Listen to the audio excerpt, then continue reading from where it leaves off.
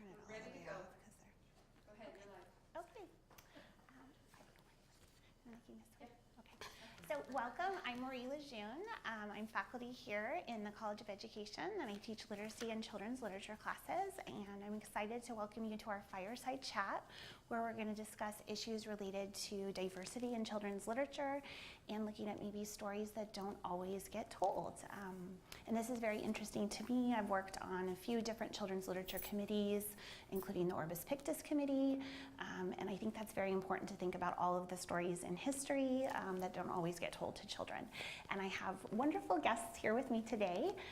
This is Deborah Hopkinson, who's an award-winning children's and young adult author, and she's won awards like the Cybert Honor and the Orbis Pictus Honor, was a recent winner of the Jane Addams Award, so we're really excited to have her sharing her work with us.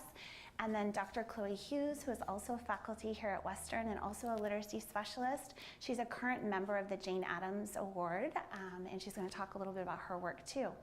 So since we're thinking about diversity and telling stories that don't always get told, I thought maybe each of you could introduce yourselves a little bit and talk about maybe how your work intersects with that topic.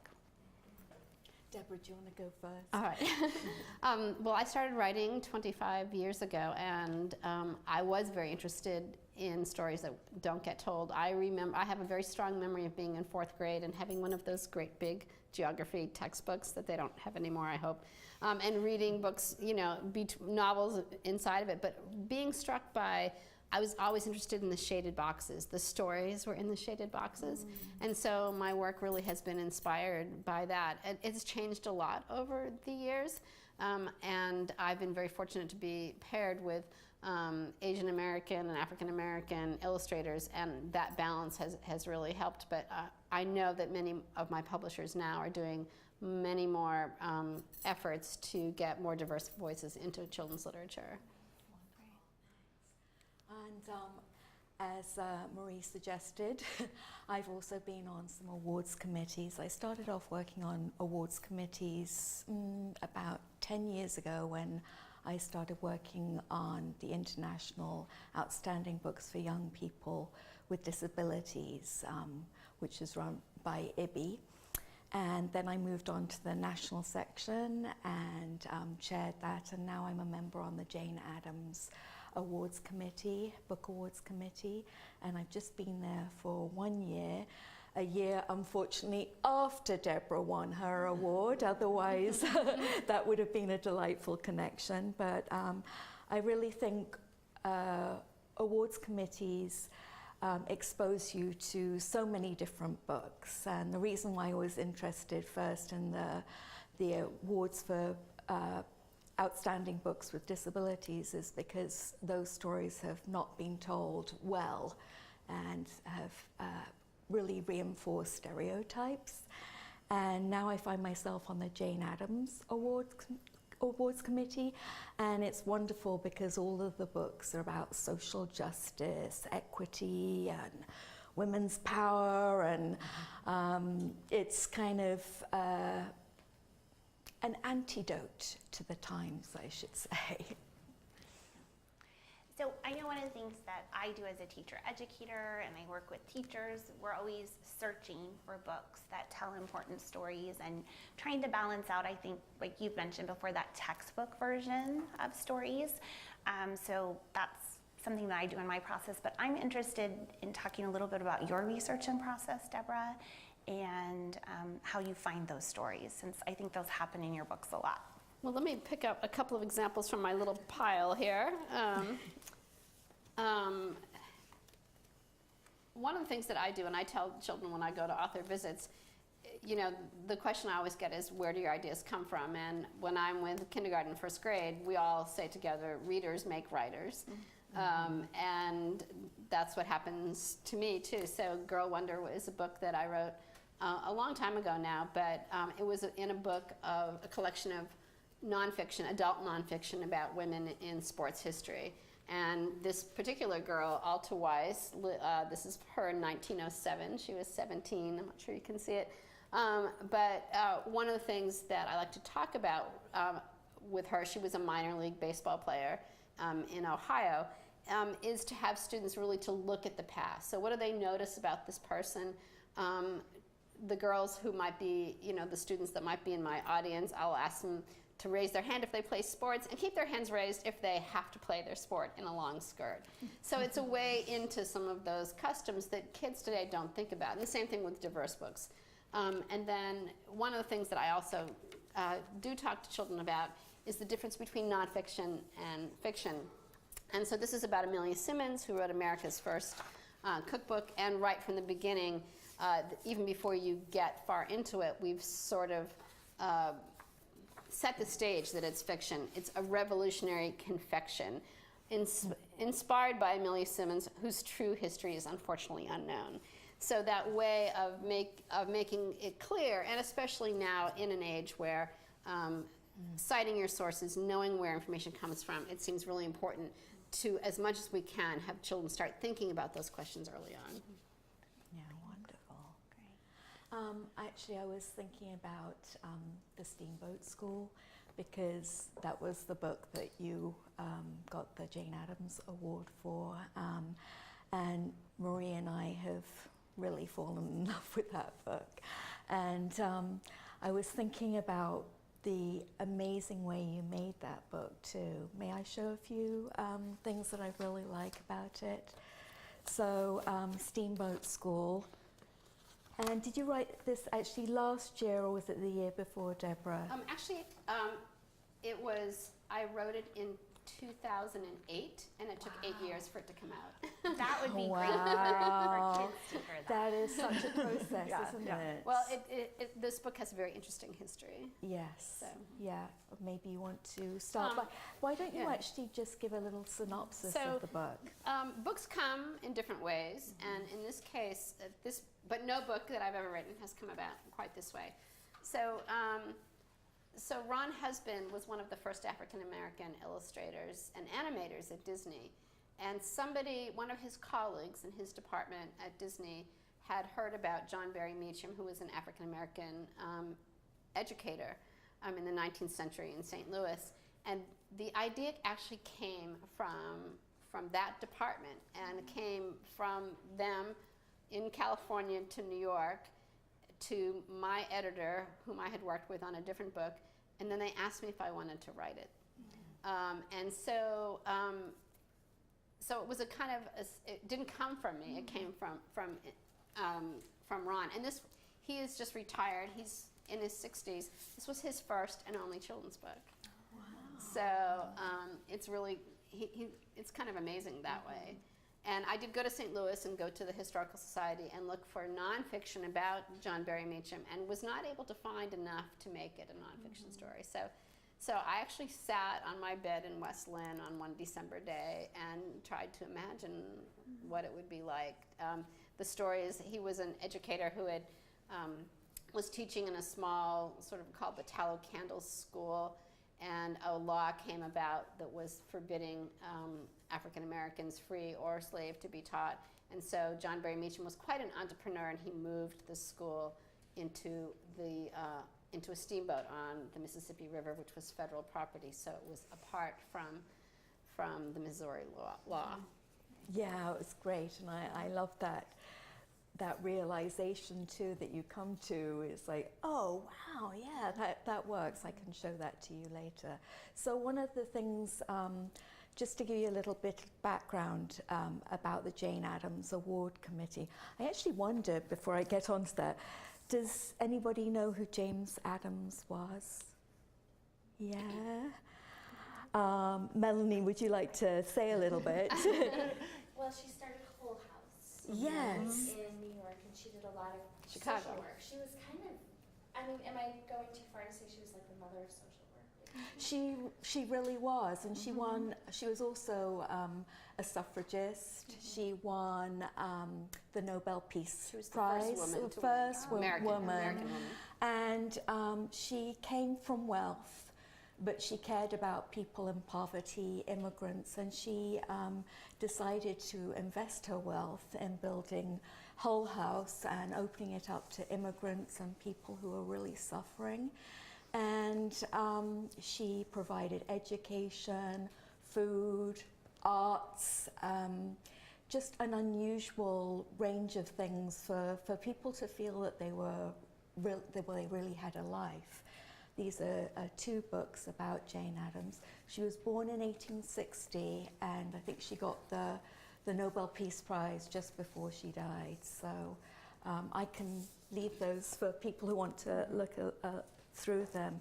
But the criteria of the award, much like any literature award, the aesthetics are really important in a book. So you look at the illustrations and the writing and examine them for their aesthetic qualities. And you've probably all had that experience, right, on all the awards committees you've worked on too. Especially, I think I think sometimes this is historical fiction, but even with nonfiction, for so long we thought of historical fiction and nonfiction books as maybe being dry or not entertaining or lively in their illustrations. I don't think that's true anymore, but I think it's something that I know we look at. We looked at it in the Orbis Pictus committee, but on a lot of committees is the text matters, but the pairing of the illustration matters as well, which is why it was so interesting to hear about the story of the illustrator. Yes. I hadn't thought of it being that way around, actually. Well, secondary criteria, which are also really important, but if the pictures and the writing aren't good, you're not going to really want to read about the other criteria, right? So all around social justice issues and peace issues and equity issues, gender issues, and fighting oppressions in non-violent ways, because Jane Addams was also a strong peace activist. In fact, she got into trouble. The FBI called her the most dangerous woman in America at one time because of her political activism and wanting peace at a time of war. So, so those are some of the criteria. And let's just think about the aesthetic qualities. One of the things that I really liked, and I'm going to talk about your writing first, Deborah, is that it has this kind of what we might call Vatic quality. And Vatic comes from Vatican, and so it means kind of biblical quality or a scriptural quality. And since this is about Reverend John, it seemed really authentic and timely. I felt a hand on my shoulder. "Welcome to school, James," said Reverend John. "We make our own light here." Our teacher. I followed Tassie regular after that, though I couldn't get used to the darkness.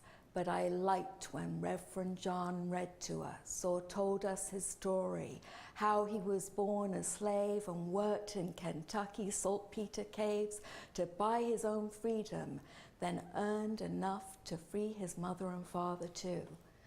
But before he could buy liberty for his wife, her master brought her here to St. Louis.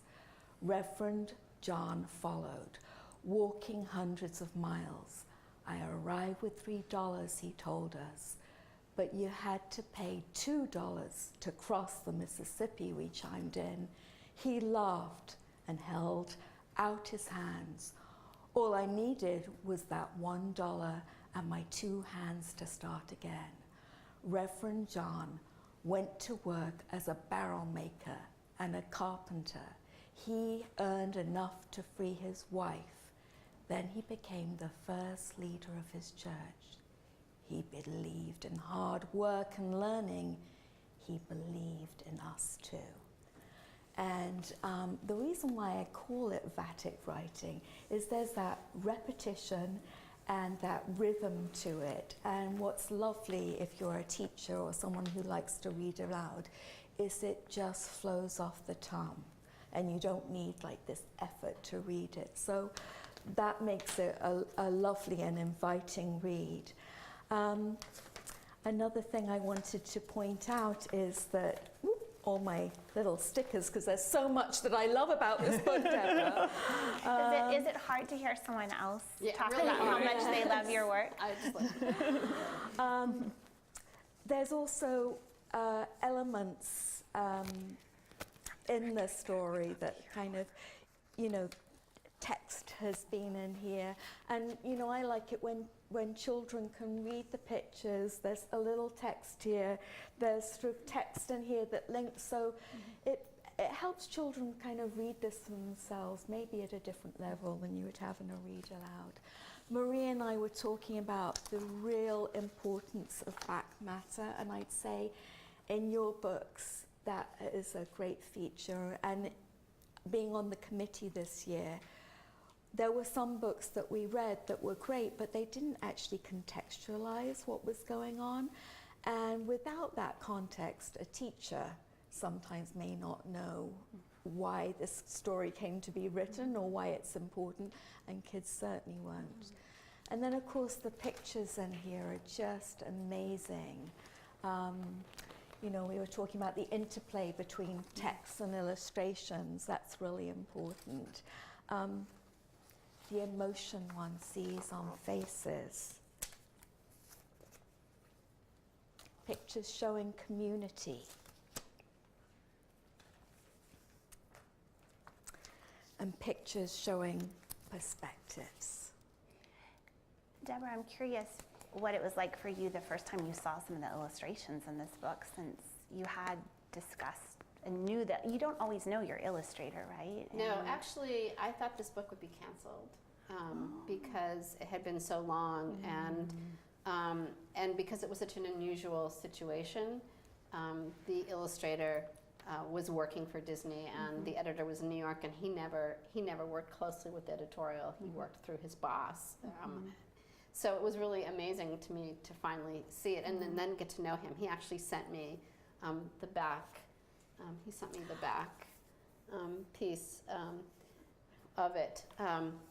And two of his illustrations were in the Society of Illustrators show, and I happened to be in New York last year, and somebody was standing, I think it was this one, someone was standing in front of it, this young man, and I said, I actually wrote that book, and he said, oh, well, I live in Japan, and Ron husband just came and did an illustration class with us, and his family was, his mom was part of the civil rights movement, so it was really a fun connection to make that with that. But I feel that you can see from Ron's work here that animation training and just that sense of people. And the thing that's exciting about this book to me is that John Barry Meacham was very well known at the time. And if you go to St. Louis, there's actually a Mary Meacham crossing, which is an Underground Railroad site of his wife, his widow. But he was quite entrepreneurial at the time and very unusual. So he did have his own factories. He actually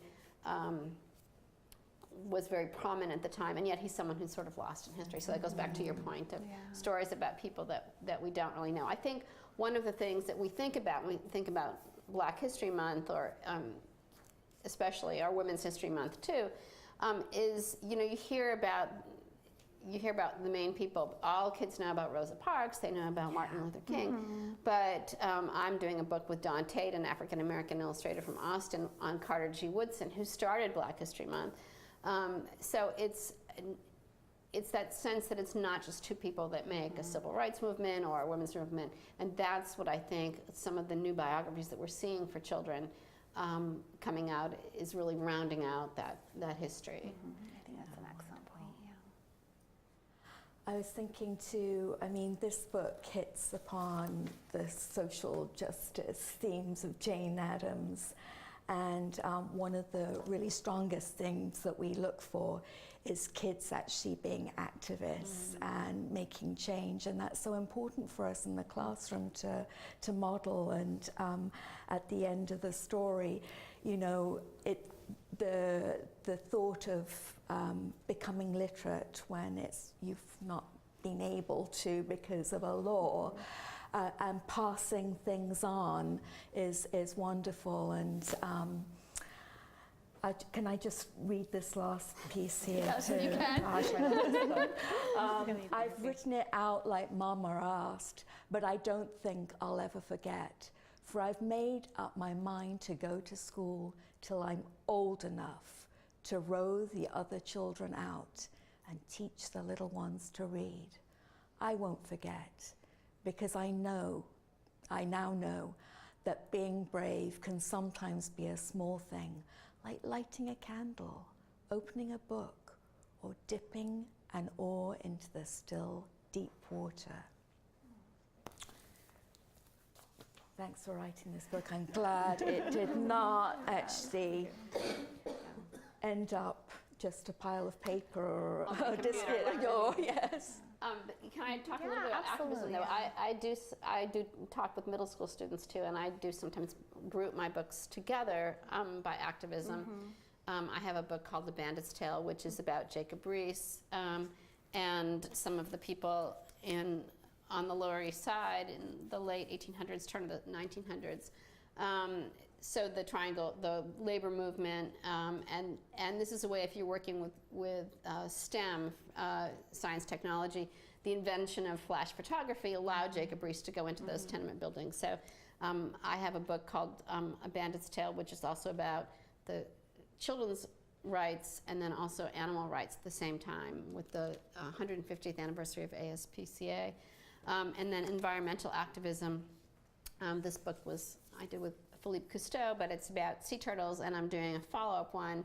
And where I really was yesterday at this time was in my garden, because I'm doing a book called Butterflies Belong Here, which is about monarch way stations. So if you want to know anything about planting milkweed native to Oregon, I can tell you about that. And then The Great Trouble, which I talked about with students earlier today, is about public health activism. And again, linking those up and then talking about community action projects, whether a student is doing it with their church or as a class project. And this is about 1854 cholera epidemic, but really is a time in history when people went and did something to protect the public health. And with Flint, Michigan, and lead in water, we have that in Oregon too.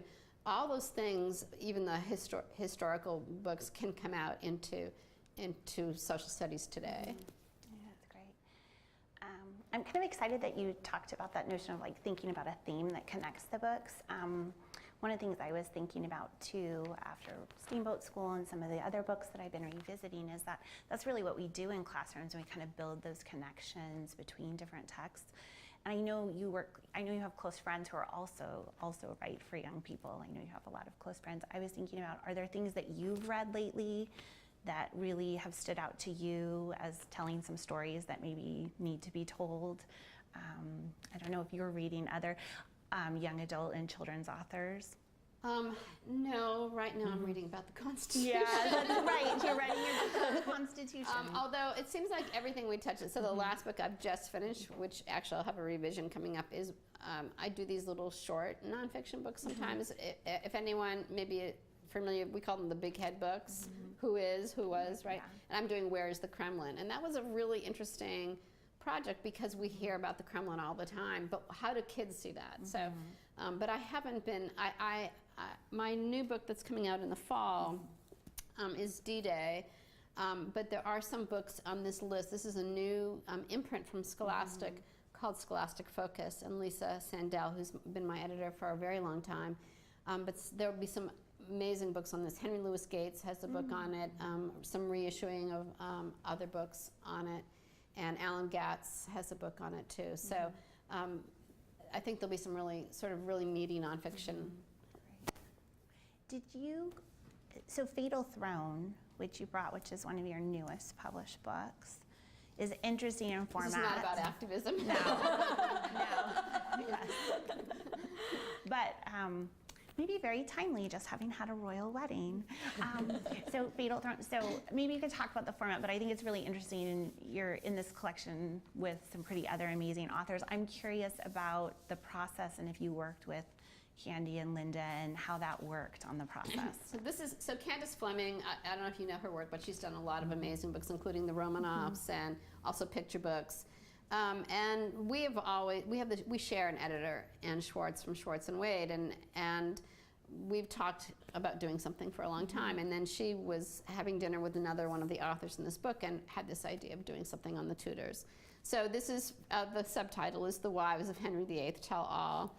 So if you know young adult authors, Candy, Jennifer Donnelly, Linda Sue Park, who won the Newbery for Single Shard, and M.T. Anderson, who did a book. What was the one about Moss?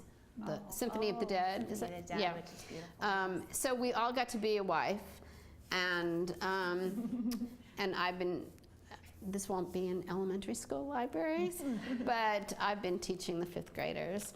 Divorced, beheaded, died. Divorced, beheaded, survived. And which wife do you think I got to be? Yes, I got to be Catherine Parr, who was actually very interesting because she was actually a writer. So it was a lot of fun, and our editor gave us, and it's a pretty long book. You should have seen the first draft. It was close to like 600 pages. But we were all given, the only direction we were given is start at the moment of doom. So it was really quite fun. And if you really want a good book to listen to this summer or read Hilary Mantel's Bring Up the Body and Wolf Hall. They're wonderful audio experiences, and I was really inspired by, like she's an amazing author, so it was fun. I bet it was. I mean, I've been waiting for it to come out because after hearing from several of you about the process. This is the big thing, you know, I write for like 5th grade boys. Well, the tear is embossed, and so when I put together a few little PowerPoint slides, which I showed my last school was last week in West Lynn Primary, and you know, the rack. So I showed them the rack. How about you, Chloe? What are some things right now that you're reading that are inspiring you when we're thinking about these themes of stories that aren't always told? Right now I'm mainly reading graduate papers and theses, but one of the things when I was thinking about the Steamboat School, or just Steamboat School, was thinking, what would I pair that with? And actually there were a lot of books that I made big connections to. And Malala's Magic Pencil was actually the Jane Addams Award winner for the younger group this year. And I expect you all know Malala, right? Mm-hmm. She doesn't need any introduction. And it's about her dreams of going to school earlier on and getting this magic pencil to change the world. And of course, she doesn't get a magic pencil, but she does become a writer and she does change the world. So I was thinking about young Janes in Steamboat and making a connection there. Then, you know, you were talking about African Americans whose story isn't told quite so much, and Frederick Douglass. This copy was one of the books we read this year. Beautiful emotional drawings too, and probably a number of you have read Walter Dean Myers' books. And of course, Frederick Douglass had to fight to learn to read and write and hide what he was doing as well. So the theme of, you know, what a privilege it is to have an education comes through these stories. Nazarine's Secret School, Razia's Ray of Hope, these are both stories about children in Afghanistan who've had this experience too. Both of these got honours or were award winners through the Jane Addams books. Were you thinking of any? Well, I was thinking because one of the things that I talk a lot about, even with folks who are teaching middle school and high school, is that picture books are for all ages, right? It's a format, it's not an age range, so in a picture book. So I could definitely see pairing a lot of these picture books with young adult novels. a book I just recently read, Piecing Me Together by Renee Watson. I don't know if you've read it yet. It's set in Portland, so there's a lot of local Oregon connections and to neighborhoods in North Portland and Northeast Portland, and access to education and maybe what does education look like in different areas based on socioeconomics, but really powerful. So I'm thinking about that too, that picture books are a format, they're not an age range, and that I think your work definitely that is illustrated there, that your books could be used with very young children and then also in high school definitely as well. And you work in classrooms of all ages. You go out and talk with kids, don't you, who are all ages? I do, and I really do start with visuals. James Ransom, whose book with his wife Lisa this year was called Before She Was Harriet, which is... Oh, yes. Do you have... I do have that. On your very bottom of your stack. That was a Jane Addams. I bought the current Jane Addams books with me, so... which is a really... It's a wonderful book about Harriet Tubman, but it's, again, it provides more of that historical context. And so I really like to show the research process by showing, by starting with picture books, even with middle schoolers. I'll start with picture books. Because visual literacy is something that, all of us live in this world where we're so much more visual than, we're back to where Charles Dickens was when everything was illustrated, and now everything's illustrated again. That's true. I hadn't thought of that. Yeah. I was thinking about something that you brought up earlier, Chloe, about talking about the back matter as well. Yes, and that's been really important in my work. On the Orbis Pictus, if it doesn't have back matter, we don't even consider it for the award, because nonfiction, we need to know where the information came from. And sometimes I'll read an amazing book and I'll think, why didn't the publisher talk with the author about the back matter? Although sometimes I wonder, did the author try to have back matter and the publisher didn't have room for it? So I know historical thinking and historical accuracy is so important to you, and you have very high standards for what you call nonfiction. So would you talk a little bit about that in back matter? So Deborah? one of the things that I will do at an author visit, say if it's, say pretend you're all third and fourth graders, I might say, tell me the difference between nonfiction and historical fiction, and then my job as a writer is to tell you where I got the information. So if Captain Smith says something in the Titanic, where do you find out where I got that information? So where is that? So the references are source notes. Do you know how long it takes to elicit that from a group of 150 fourth and fifth graders? Bibliography, Google, Google, bibliography, index, glossary, and so I've been asking this question, and it doesn't matter whether I'm in an elite private school in Georgia or it doesn't really matter where I am. And so one of my goals has been to bring the back matter into the front, sort of. So for instance, for D-Day, I don't think I did it for, I can't remember if I did it for D-Day, but I have things like dispatches. For my book Dive, which is submarines, we put the timeline for each section in the middle of the book, and so it's not at the end. And I'm going to be doing this with the Constitution book too. So in other words, and then also to really try to give, like in this book, what we did was briefing. So before the section, this is about the invasion of Normandy, before each section, there's like a reader's invasion briefing. So you pretend that you're a soldier being briefed, but that allows you to get that context before you jump into the section. The other thing I've tried to do, and in this book we did it, it doesn't start out with, doesn't start out with like the table of contents. It starts out June 6, 1944, just past midnight off the coast of Normandy. So it starts out like a novel. Then it goes in, so there's a little section, then it goes into the table of contents, and then right at the beginning is what is D-Day. So I'm trying to really build on that contextual part of having students get used to nonfiction that way. That's great. Have you ever had a discussion about how much back matter there can be in a book? I'm curious because I know with publishing and page limits and those sorts of things, has that ever come up with a publisher? No, Good. but my editor, my nonfiction editor, thinks like I do, and There you go. so It's a good match. I have made suggestions. For instance, one of the things that we did in this one is we actually changed the footnotes, the endnotes, so that when you go to the back, they're actually listed by chapters to make it easier. So the idea is that when you have a student from second, third, by the time you get them in college, this is kind of, they're used to this more. That's great. So talking a lot about history, I mean, one of the things that I think you know is that unfortunately subjects like science and social studies often get pushed out of the curriculum in elementary schools. I know you feel really strongly about that, as do most of us here, why we don't want that to happen. I do think that quality children's and young adult literature can be a way to bring that back into the curriculum. Could you talk at all about work that you've done with teachers or that you see with teachers? Maybe even both of you talk about that. How do you see quality literature helping keep that in the curriculum? We all know it's important, and maybe you might want to talk about why it's so important too. I guess I have to say,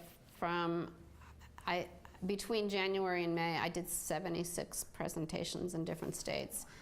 And I would say that in probably 75% of them, the classroom teachers were not in the auditorium or the library because of scheduling. So I have some very well-informed music and PE teachers who know a lot about history now. I was only with the specialist time. So I feel like, and you know, for kindergarten, first grade, it's not really a big thing. We look at a lot of dog pictures and we go, readers make writers, and we do a lot of choral reading. But you know, I'm really, really trying to complement what you all do with historical thinking and getting them to look at primary sources, those kinds of things. So it's kind of disappointing. So you're asking the wrong person. Well, one of the things I can think of is using song in the classroom. I know we've got some early educators here too, and I just think there are ways of using song that can help us teach about history as well, and you can use it in transition times, right? So it's not wasting any time in the classroom. And Marie and I and Melanie, who's in the audience, and another colleague did a presentation on this up in Washington just a little while ago, and this is using protest songs, and we got books that have protest songs in them.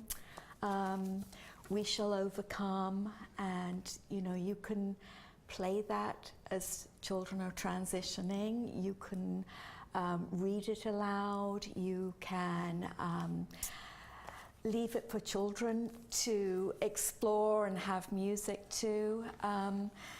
And create community in the classroom as well. So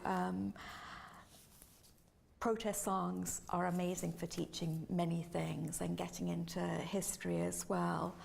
I also think that there are lots of possibilities for read alouds. I hate it when people say to me, "Oh, I read aloud so they'd calm down." I think we should read aloud to actually excite people. But so, having some invigorating read alouds and times for children to discuss themselves on their own, not necessarily out loud to a teacher, to have some free time to ponder things as well.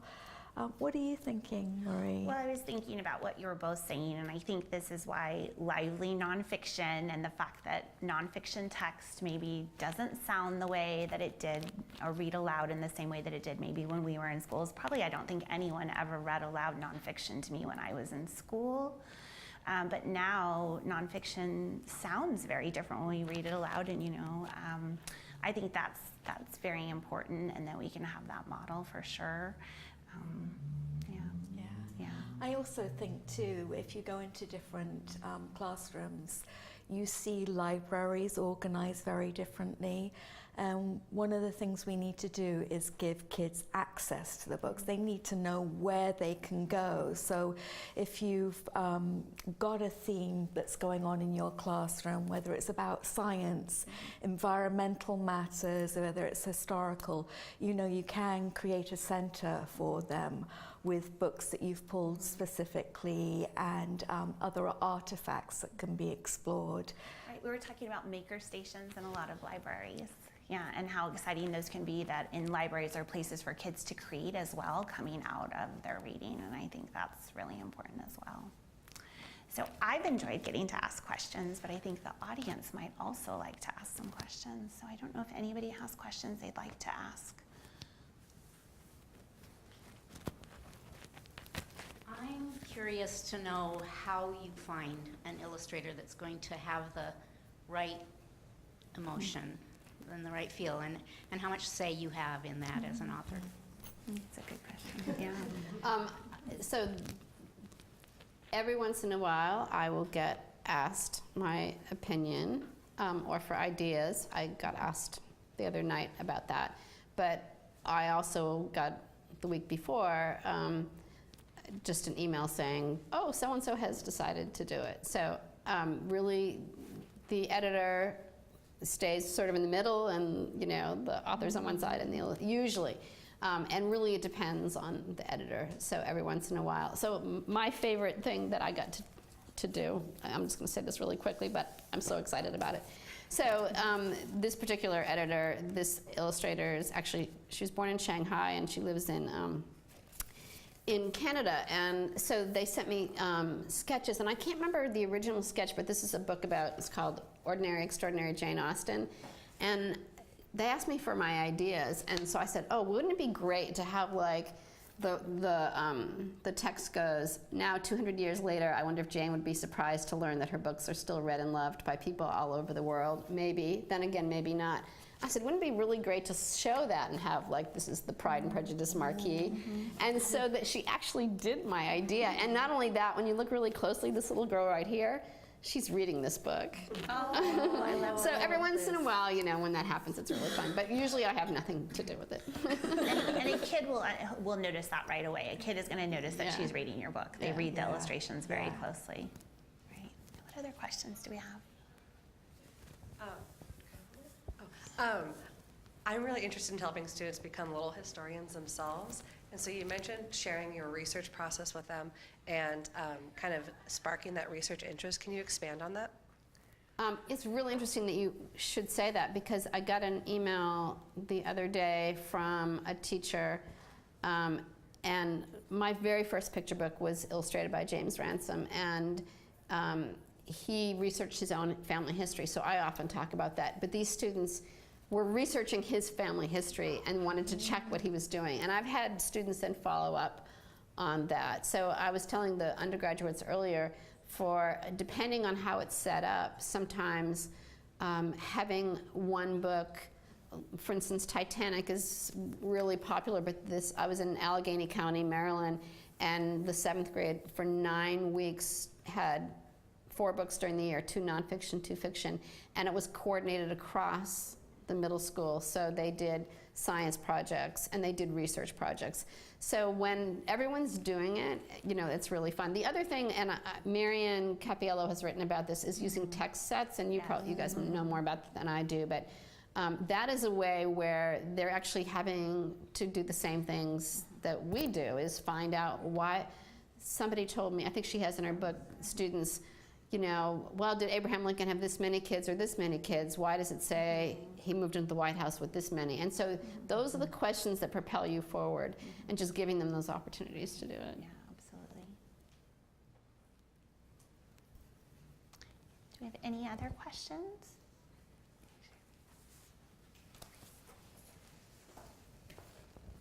I'm an older teacher.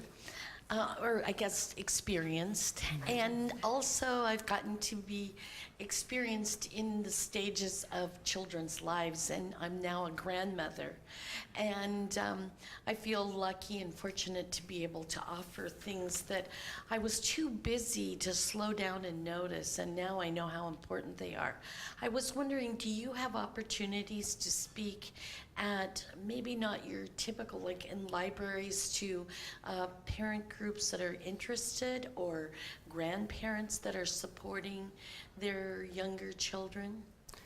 I didn't do any this year, but I've done family literacy nights, and I like to do that because my main message, and usually those happen in the spring, and my main message is to read with your kids. I think, you know, people are busy, and so once your kid used to is reading, once they're out of your lap, then they're reading their books and you're reading your phone, and then you wonder why they don't read, right? So my big message is listen to books in the car. I also have a grandson who I'll see soon, and so I'm starting to think, oh, maybe I could write board books because he's not 2 yet. And then also finding books that have pairs. So my son is one of my kids was adopted from Russia, and he's been a reluctant reader. So when we read To Kill a Mockingbird when he was in high school, I would read one page and he would read the other. So reading out loud with your kids. And a book like The Great Trouble, I got the idea from The Ghost Map, which is the nonfiction version.